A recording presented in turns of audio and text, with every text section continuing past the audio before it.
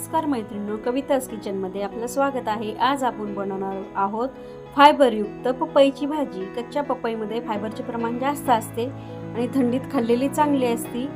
तर चला तर मग कमी साहित्यामध्ये एकदम सोप्या आणि झटपट पद्धतीने आपण बनवूया पपईची भाजी। ही पपई मी 2 शिट्ट्या करून कुकरला उकडून घेतली आहे।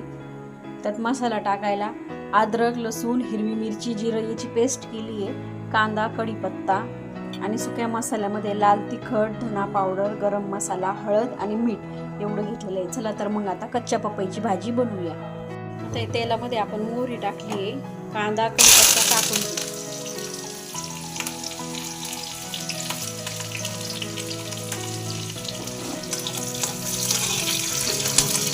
आता हे अद्रक, लसूण, हिरवी मिरची, जिरं याची पेस्ट केलेली आहे ती टाकून घेऊ।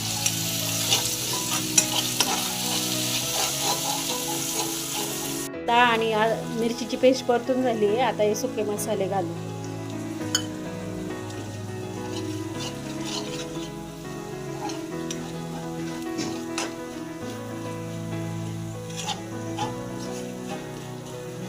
आता याच्यामध्ये ही पपई टाकून देऊ।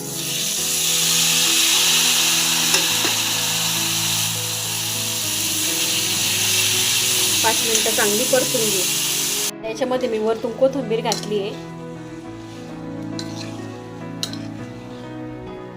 ही झाली आपली कच्च्या पपईची फायबरयुक्त भाजी तयार। व्हिडिओ आवडल्यास सबस्क्राईब करा, लाईक करा। धन्यवाद।